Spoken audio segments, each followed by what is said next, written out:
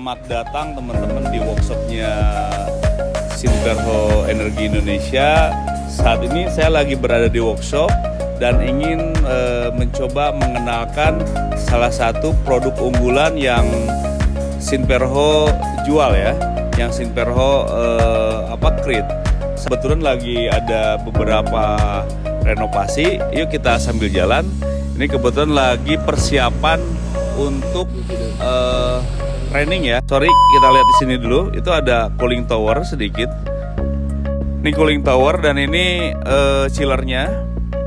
Nah, saat ini lagi dibuat ductingnya agar nanti saat training kita sudah tidak memakai lagi sistem standing floor atau package, jadi udah memakai sistem chiller yang memakai cooling tower. Oke, untuk itu kita saat ini mau mengenalkan produk unggulan yang Sinperho keluarkan, yaitu solar cell cold storage. Yuk kita jalan yuk.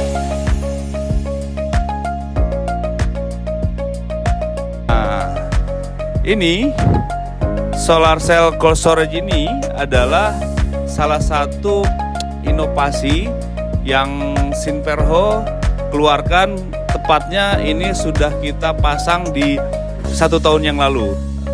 Cold storage kita ini menggunakan yang memang benar-benar zero PLN. Jadi ini adalah bentuk dedikasi kami terhadap dunia refrigerasi, bahwa memang dalam mengentaskan atau bersinergi dengan program pemerintah yang mana kita mengurangi gas emisi, maka kita menggunakan teknologi solar cell cold storage.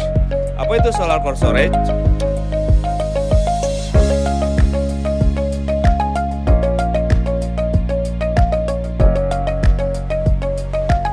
Alhamdulillah sampai saat ini unitnya berjalan baik-baik saja, baterainya masih tangguh, masih kuat, dan insya Allah mudah-mudahan ini bisa long life ya.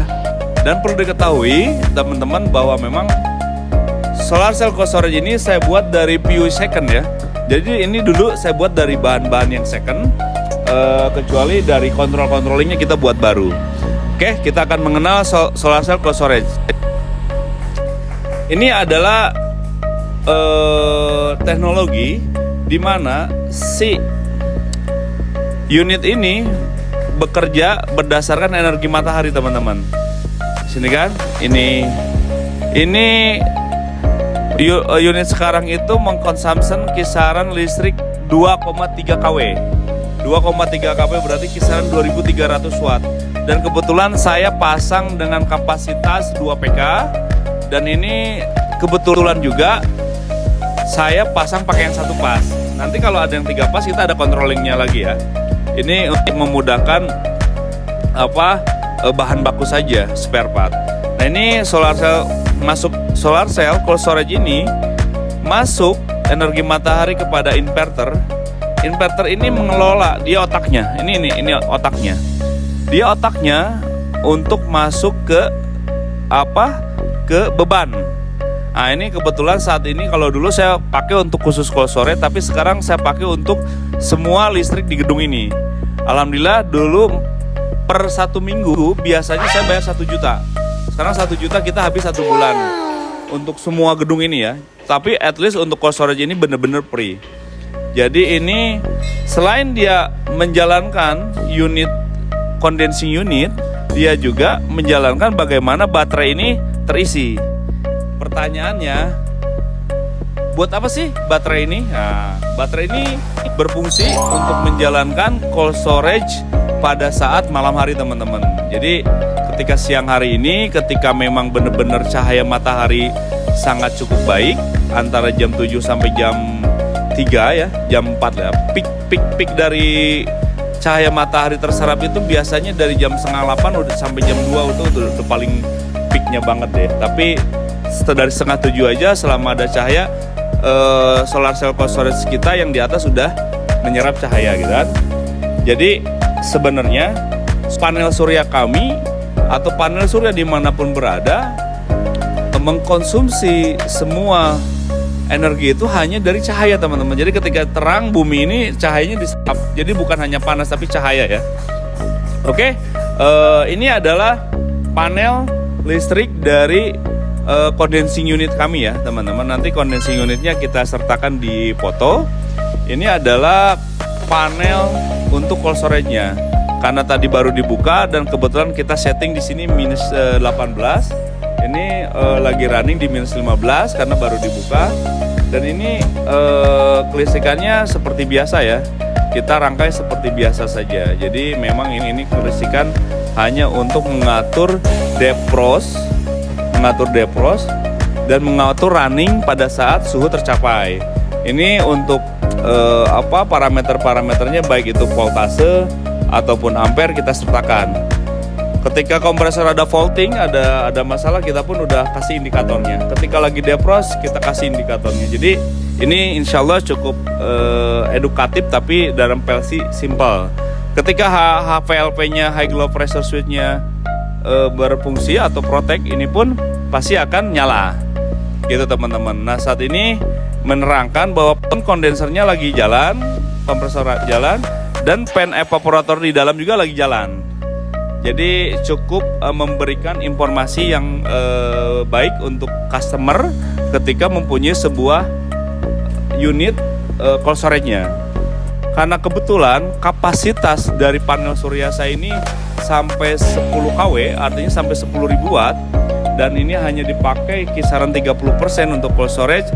At least saya memakai saklar MPPT solarnya ya. Jadi tidak semua saya kelola masuk langsung melalui inverter, karena inverternya ini kapasitasnya di 5 kW.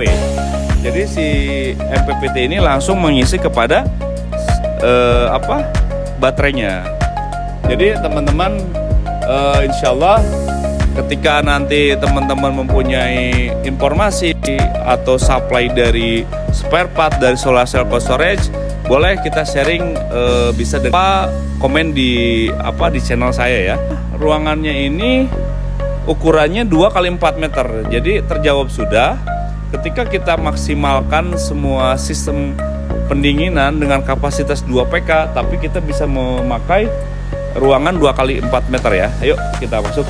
Nah ini teman-teman, ini jadi produknya saat ini kita sinergikan produknya di produk bakso.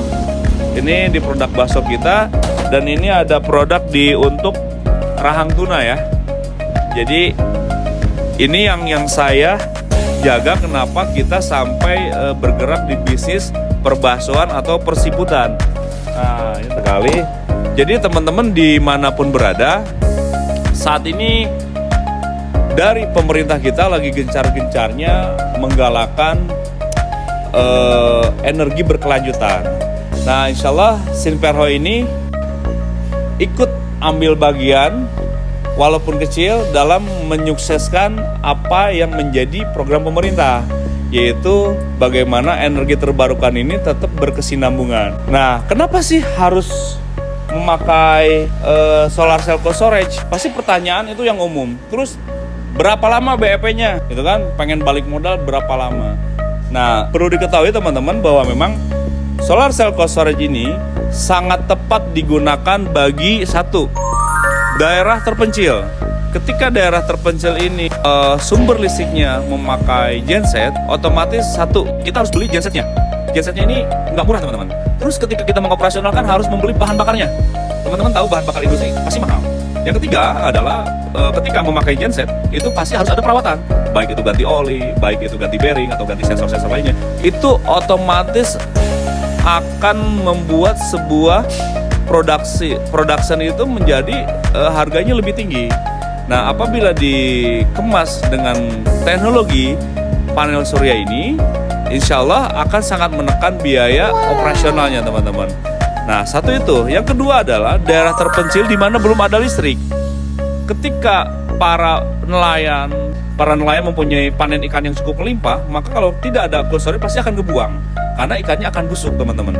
Nah teknologi solar cell cold storage di pedalaman ini adalah sebuah solusi, di mana ketika kita mempunyai sebuah cost of money untuk menarik kabel yang panjangnya 1 kilo, 10 kilo, bahkan ratusan kilo yang biayanya mungkin bisa tembus ratusan juta, miliaran, bahkan ratusan miliar ya, gitu kan, dengan menarik kabel dan tentunya harus menarik teman-teman tiang-tiangnya, itu sangat high cost ya.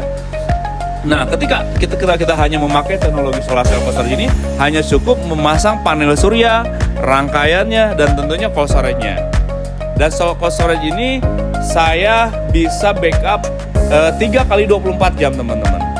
Jadi untuk pertanyaan-pertanyaan nanti boleh kita diskusikan dan bisa kita buat grup diskusinya ya.